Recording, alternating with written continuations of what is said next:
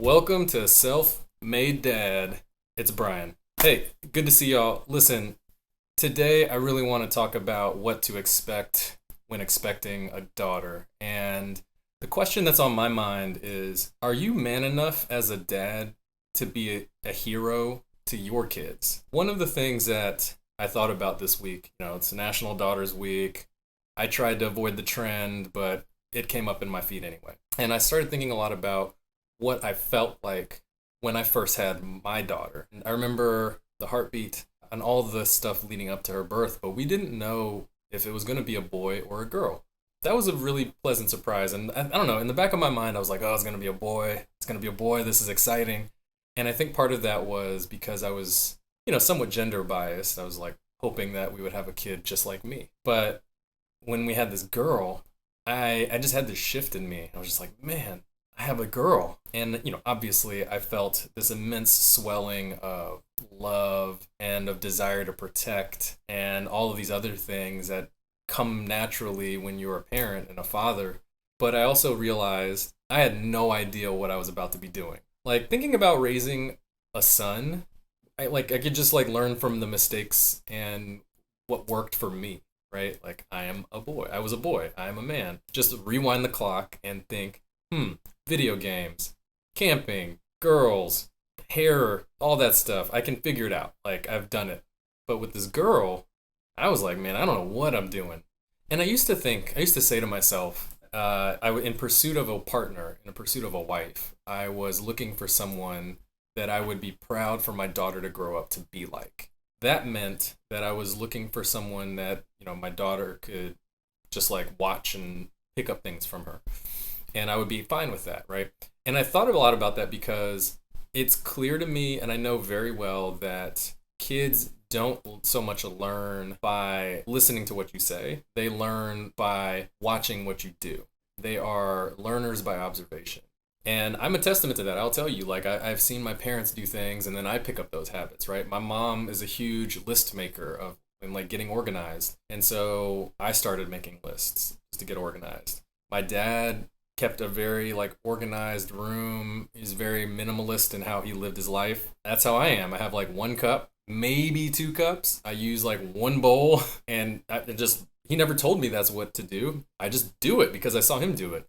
So I used to think, man, I hope that the woman I marry is the kind of woman that my daughter, if I have a daughter, can watch and emulate and just pick up stuff from. And I'm lucky that I have that, right? My wife is spectacular. She is, she's a queen. She is very confident. She has a high standard of quality. She's assertive. She's intelligent, thoughtful, kind, but very willing to protect both me, our kids, and herself. So she's just got all these attributes that I'm hopeful that my daughter will pick up from her. Easy. Now here's the twist. What I didn't realize at the time, and I have now started to realize over time, is that I need to be the kind of man that can raise this girl, that not only she can look to for safety and support, but that she can learn stuff from, because she's going to be learning stuff from me as much as she's going to be learning from my wife. And frankly, right now we're in a phase where my daughter just freaking loves me, and she's in the daddy's girl phase, which I'm hoping lasts forever. It may not, but I'm hoping it does. And she's picking up stuff from me. As an example, she fell at the park a few months ago. She was ripping and running on her scooter, just going faster and faster. I looked away for 2 seconds, and then I was like, I don't hear her anymore. And I looked, and she had fallen over, and I could tell she was about to cry. She was holding her knee, and she's about to cry. And so I just start sprinting over to her full speed. I'm triathlon Brian, just at a full sprint pace. I get to her, she starts crying. I check on her, make sure her knee's okay. And then I asked her, I was like, hey, you want to stop? We can take a break from scootering. And she's like, no, I'm tough. I don't want to let this stop me. I'm going to try again. Man, it is funny because that is directly out of my mouth, my attitude, the way I'd behave myself. So in that moment, I thought to myself, man, I hope that I'm not messing this girl up by imparting lessons to her that I'm not even being thoughtful about, having her carry these attitudes that may be detrimental. It's helped me realize that as much as I think it's important for, or thought it was important for my wife to be a woman that can be the model for my daughter, I have to be a man that my daughter can model after as well. And so it's caused me to question, like, am I a good man? Am I like doing the things that are deserving of that level of attention, of emulation, of role modeling? I'll tell you, like, this has been on my mind for years. So I'm constantly in a state of self development. I'm constantly in a state of self reflection. I encourage anybody who's listening to this to do that for themselves as well, because frankly, life is very boring if you don't evolve, but also life evolves, right? Somebody said to me this morning, different levels, different devils. And that is very true, because the things that I'm dealing with right now at 40 with a 6-year-old and a 1-year-old are very different than when I was, 35 with a 1-year-old. We're just in a different place, right? And I have to grow. I have to evolve, right? The way that I parent has to evolve. As another example, right now, we have these 2 kids, and my son is in a place where he's teething really hard. He's got like a few canines busting through on the tops and the bottoms. So his mouth is like probably in a lot of pain. He's just like wants to be held constantly by me. In addition to that, I can tell that he is trying to get my attention when my daughter has my attention. Like this morning I was doing her hair, and he just came over and was like, "Hey, play with me, play with me, play with me." And I was like, dude, I told him, I am trying to pay attention to your sister right now. I will be with you in a second, right? Partially because, like, I wanted her to know that I still value time with her. And I'm creating boundaries so that he knows that he needs to respect that. Even though he's a baby, he's going to learn it. But that also my daughter knows that I value her and will create boundaries to protect time with her. But that's new, right? Now that we're at this stage, I just have to push myself to be better. And so, these are things that, like, I'm recognizing I wouldn't or couldn't have known when that little girl was born to me in May 2017. I think it's really helpful to just keep an open mind and a growth mindset around this kind of stuff. Another situation that was presented to me just today that I probably would have handled very differently if I had not heard this story this morning. So I was talking with a buddy who has preteen and teen girls. And he was explaining to me one of the girls had a boy at school who was bothering her nonstop. He was like, all right, cool. He told her, talk to your teacher. She talks to the teacher. The teacher didn't really do anything about it, kind of brushed it off. So then he says, hey, go talk to the vice principal, who is very present with the kids. He's always around, like making himself available to the kids during recess and stuff like that. And his daughter comes back and is still, frustrated about the situation because the boy's still bothering her. Apparently, she didn't talk to the vice principal. So the dad, being a dad, goes to the school and is like, talks to the vice principal and says, hey man, there's this boy that keeps bothering my girl. What are we going to do about it, right? And came at him like real hot. And he told me in confidence that he was in a situation where he was considering like confronting the parents. And like he had waited for them before school, or after school, sorry, and was like planning to have a conversation with them. It was like watching what car they were going to get into, and it was like, I'm going to talk to the parents.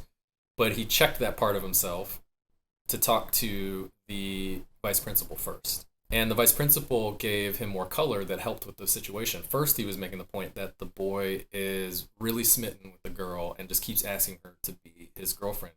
And she, in all of her infinite maturity and wisdom, has been like, no, thank you. Please stop. You're making me uncomfortable. And has been explicit with him. So that's been visible to everybody, which is great. I mean, like, I was like, I hope my daughter has that level of like assertiveness and clarity with people if and when that time comes for her. But also, it calmed him down where he was like, yo, I was about to have words with this kid and like, I don't know where it would go. And I felt that. I related to that so hard because my first instinct, anybody who knows me knows that if there is anything that is a perceived threat around my kids, I go from 0 to 100 really quick. Don't believe me? Ask somebody who has seen me around dogs and my kids. People do not play with having dogs around my kids. That is just what you need to know. So in this situation, I saw myself in that and I was like, man, I probably would have said something to the kid and I would have sent a note with him to talk to his parents and then I'll probably talk to the parents. Like I would have escalated this. It probably would have been unproductive. It would have made it uncomfortable for my daughter at school. It would have disempowered her to handle situations herself. And I probably wouldn't have been giving grace to the young boy who also is trying to figure out a social dynamic here. So eventually he talked to his daughter to talk to the principal. and the situation got itself resolved. But he had to work through her to get that done. And the natural instinct in me is thinking like, oh man, I need to step in and protect this, my little girl, and confront these people with anger and potential, violence. As a dad, that's what I'm supposed to do. But having this other man share that with me, which I'm sharing with you all with his permission, has really taught me that those little things, they're assumptions, and they're reactive assumptions on our part. And with a little bit of thought and with a little bit of communication and preparation, we can handle those situations with a little bit more grace and frankly with a little bit more efficacy, so that our kids can have a more productive experience with that, right? Because like I'm already at risk for being the embarrassing dad with my kids. Like I am very well known and I am explicit about my intention and like self-desire to be the most obnoxiously supportive parent in the group, right? I will show up with signs. I will show up loud. I will show up and move around and take pictures and be like really, really aggressively present, because I wish I had that, but also like it's frankly, it's fun for me. So I just hope that it translates to the kids, right? And if it really starts bothering them, I'll stop. But my default mode is going to be like loud and obnoxious. It just is what it is. I would rather that than be thought of as like the violent parent or the confrontational parent that affects the social opportunities for my daughter, right? Now, if she gets in a situation that she can't get out of, right? Like again, this is a fuse that's pretty short for me, so I will be there, right? If somebody's really bothering her, I will be there. If somebody is pushing her, I will be there. Like she came home from school a couple of days ago and told me somebody hit her in the ear, and I almost turned the car around to go back to school, and then she explained to me that it was like somebody like hit her in the ear with a ball when they were playing outside. So she missed catching the ball and the ball hit her in the ear. But it was like I literally was in the median making a U-turn when she told me, like after she told me, and I was about to take action. So like that's not a question. The question here is, what is the right signal that I'm showing my daughters, the right behavior I'm showing her, that she should expect from men and people in her life, and that she should learn from me as an appropriate response to these situations. It continues to come back on me to think about like, how am I developing myself, right? How am I preparing myself for situations so that when I'm not thinking about how I'm teaching her, she learns the right signals, things, signs, actions from me. And I know that's going to be hard for a lot of y'all, man, because I know a lot of guys out there, number one, are just like super comfortable and confident in who they are, and they're just like, I'm me, I'm good, right? The dads that I get along with and the dads that I think are doing really great jobs are folks that recognize that they are constant works in progress and need to continue to work on themselves, regardless of if they have kids or not, right? Like they just live in a state of constant self-improvement. Because we can always get 1% better every day, right? And we can do a little bit more for ourselves. We can teach ourselves something new. We can take a step towards something we want. So that is in our capacity, right? If you don't do that, if you live with this state of like, I'm good, kind of like confidence, borderline arrogance, you'll get stale as the world around you moves. And when you have kids, that world moves really fast, man, really fast. Like I didn't fully appreciate it until I had kids. And then I could see now, 6 years have just flown by. I was looking at pictures this morning of my daughter from 3 years ago. I like watched some videos too, and her voice sounds dramatically different. Her face looks kind of the same, but way smaller. Just the things she can do, the things she can express. Like I have a fuller picture of who she is now than 3 years ago, right? And that's huge because frankly, like, I thought it was yesterday. It really felt like yesterday. I know people say that. I'm here to tell you it is accurate. It is true. Time flies. If you're not working on yourself, you're going to get stale and your kids are going to outgrow you, but you're still going to be using same tools and old situational approaches to new situations, new levels, new devils, right? I have been constantly working on myself, right? Working on myself. Here's a list of things I wrote down as like what I'm working on that hopefully could help you spurn some ideas of things you can look at for yourself. First is like being vulnerable. One of the things that I think I've talked about on here before is as I was growing up, I kind of only really had anger as an emotional expression, and I had to hold that back because as a black man anger is not received well in America. So ultimately, that could be like a risk to my physical health and life. Part of it was because I also didn't have the ability to in practice at expressing a broader range of emotions like fear, sadness, anxiety, depression, whatever. And so it would just come out as anger. But now I'm working on and getting more and more practice on like how do I express myself clearly? How do I express what's going on with myself? I tell my daughter, "Hey, I'm not feeling great today. Here's why." Or I tell her, "Hey, I had a really great day today. Here's why." Or I'll tell her, "Hey, like when you did this, it made me feel this way. Now I'd really appreciate it if you do this next time." And just being open with her because number one, I want to normalize that it's okay for people to have open, emotionally honest communication. And I want her to practice it for herself, right? So then I ask her like, how is she doing? What's going on with her day? How are you doing? And then getting that feedback from her has been really helpful. And I know it's working because oh man, the other day she said we were on that trip last week.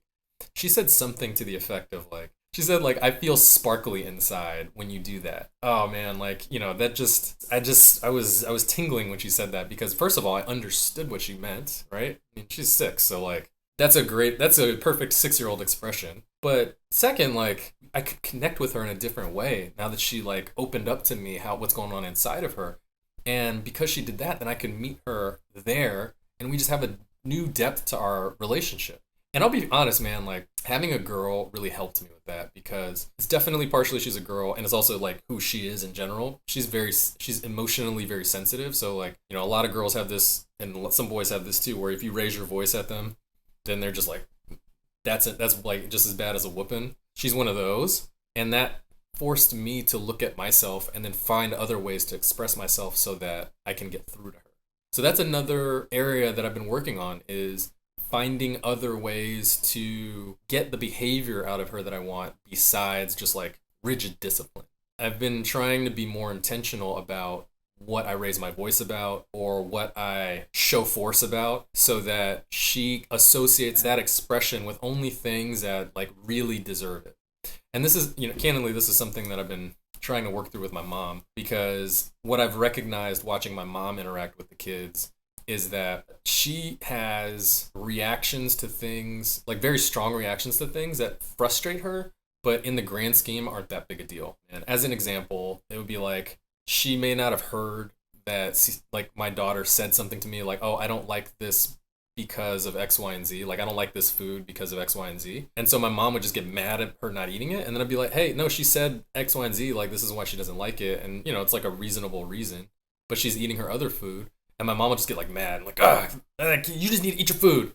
And I'm like, "Mom, like, it's not that big a deal. Like, is this the incentive or the reaction that you want her to associate with like this situation that like eating a food that she doesn't like is necessary to avoid somebody's anger versus like having a discussion about it and then if it's like a good reason like hey I really don't like it the texture makes me feel like I want to throw up, which is what she said. All right, cool, like hey just eat your vegetables and we're good, right? Or if it's not a good reason like oh I just want to have like a lollipop instead, which is a reason she's tried before, that's a reason to push back, right? Like that was the upbringing apparently I had.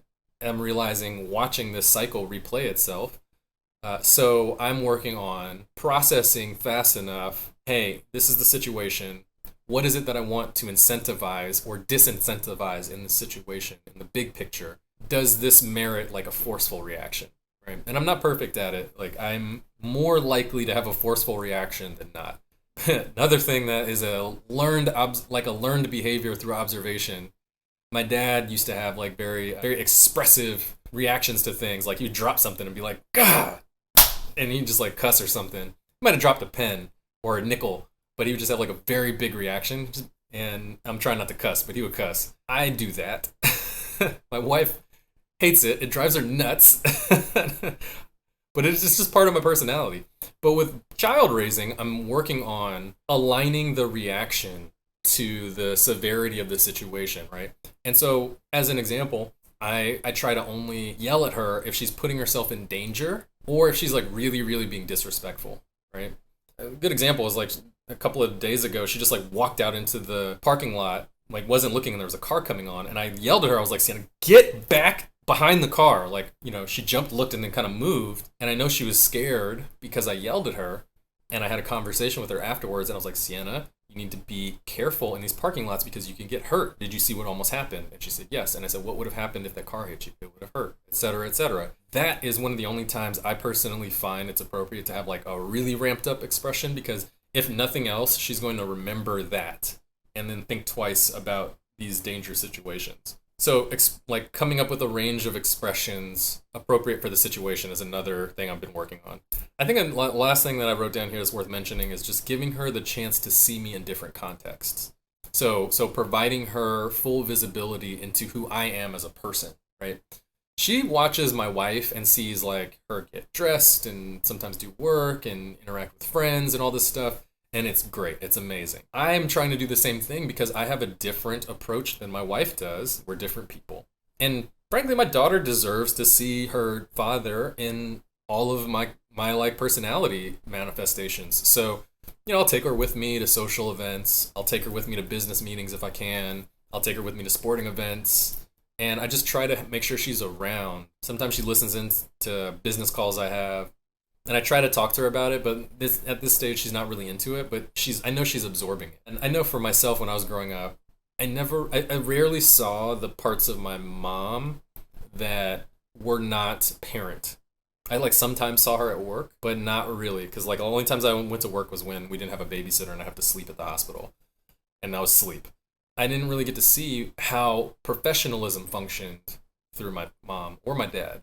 And like I never really got to see how to navigate some social dynamics because my mom hid that from me to a certain extent. And so I want my kids to see that. And with Sienna in particular, I want her to see how her father approaches this stuff.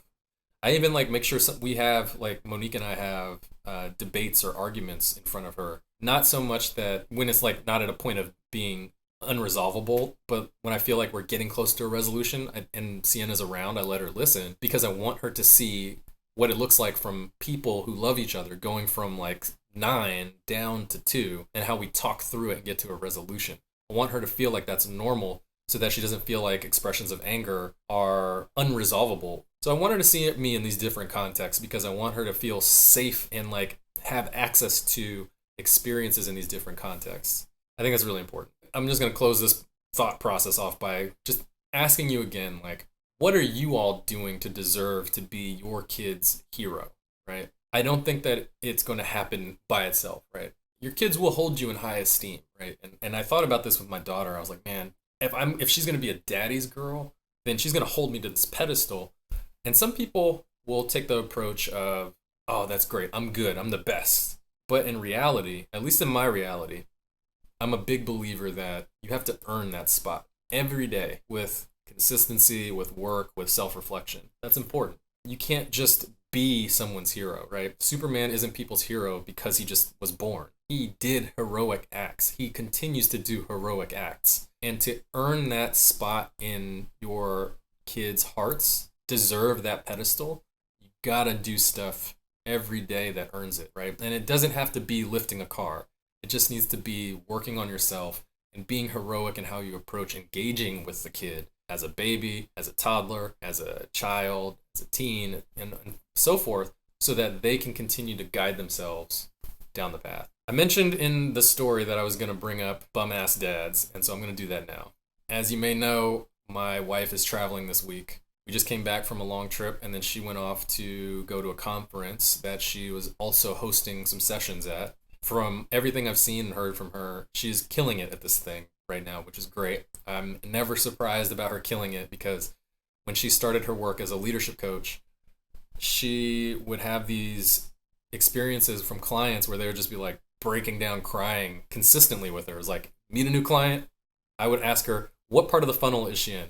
You meet a new client, you talk to them, then there's a crying situation, then they sign up. And I was like, so have they hit the crying milestone yet? Are they going to sign up? And it's pretty consistent. So she's really good at it. I want her to have that, right? There are some guys in my community, and I'm sure in your community, that for some reason just cannot get their head around covering the kids.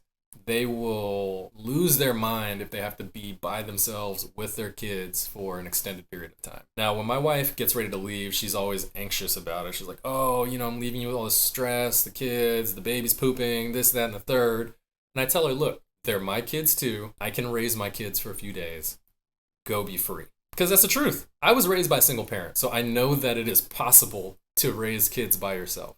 I am constantly in awe and in appreciation of single parents. I know I have some folks that are single parents that listen. My hat is off to you. I know from watching my mother how hard that is. And I know from the little micro experiences like this week where I'm basically by myself with the kids that it is hard.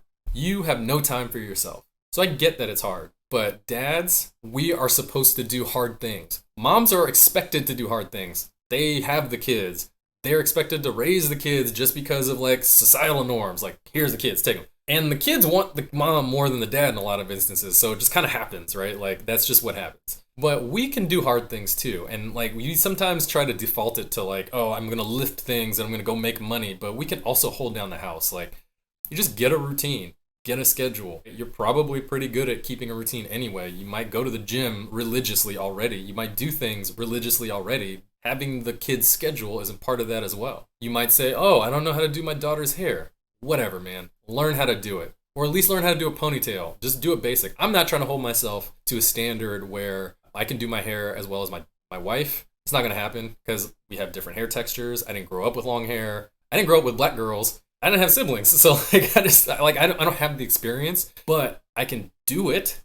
I can send her into the world to look good. My daughter had picture day today. Her hair looks nice because I could do the bare minimum to get it to look nice. Be proficient at taking care of your kids, man. Like, that is table stakes. That is table stakes. Because number one, like, your kids should feel confident and safe that they are with their dad and he's got it, right? And more than just frozen meal, got it, right? Although, look, like, I'm not above it. We might have Chick-fil-A for dinner tonight, just being real. But they should feel like clothes are going to be washed, meals are going to be ready, school stuff's going to be ready, homework's going to be helped with, like, dad's got it. That is the expectation on you as well. In addition, frankly, man, your wife deserves to get some time to herself. It could be for a work thing like my wife is doing. It could just be because she wants to have a staycation by herself for a weekend. Whatever. You probably take time for yourself. You got golf trips and guide trips and work trips. She should get them too. And part of what will allow her to do that is seeing the capability and proficiency you have in holding it down while she's gone. Now, I'm not going to say don't rack up the marriage credits by like letting her know, hey man, the baby had a blowout right before I got on this call. I did it and I changed it and got on the call. Or, oh man, like I'm sick, but I still held down the family while you were gone and I didn't tell you until you got back so you could have peace of mind. I'm not saying don't do that. It's important that you have communication. You rack up some points. I mean, we all need those. But what I am saying is get tight at doing it. Get tight at taking care of your kids, man. They're your kids. You shouldn't just be like the sit around dad. And you shouldn't saddle her with extra work just because she's not there or just because she is there but has downtime when you could be picking up the slack, man. It's a partnership, right? With my business partnerships, we have roles and responsibilities. But if one person goes down, the other person steps in. Like my business partner, when my dad passed away, I called him and then he was like, I got you. Took care of everything for the business while I was gone. Barely had to talk to me. When he did, it was real efficient and like, hey, I need answers on these things. Get back to me whenever. Boom, boom, boom. And he handled it, right? He stepped up when I needed the help. That's easy to understand in a business partnership or a sports context, right? Somebody gets injured, the rest of the team plays better, right? They pick up the slack for the down man. Your marriage, your partnership should be the same if you have one, right? If you're lucky enough to have a partnership and a marriage, like that is a team that should hopefully last for decades. So you got to step up and step in when your partner needs time, needs breaks, needs to come out of the game for a little bit. Just do it, man. Just stop being bums. Just stop being bums. Help your wives out. Clean something. Watch the kids for a night and let her get away. Just give them a break, man. Because like I know you probably don't even realize how much you are getting from her in that way just by the privilege of being a man. So just like recognize that and give back to your wife a little bit. That's all I'm going to say. They'll be better for it. The family will be better for it and your marriage will be better for it. So just take that advice, man. So that's it. I got a lot more to say on this stuff, man. I am hoping that we can maybe talk about it in the chat room on Friday. I would love it if some folks joined. I know that I have a bunch of new followers, a lot of whom are like about to be fathers or about to be parents. I would welcome you to join the chat room, ask questions, like give feedback and perspective from your lived experiences. Like this should be a community of sharing, right? And I talked about earlier how a cat who had older girls than me shared a story with me that's helped me reframe how I'm going to handle a situation in the future. Like we have to have those kind of conversations. So I would invite you to come to the chat room. We can talk about raising girls, sharing the load in the household with your spouse if you have one. If you don't have one, we can talk about how to build a community around you to do that. We just got all kinds of things to talk about. And I got a whole list of things here I didn't even get to because my rant was long about the way I'm thinking about raising my daughter that I'll probably hit on in the chat room. But yeah, I just love to hear from y'all, man. That is pretty much it. This is the chat room. Peace.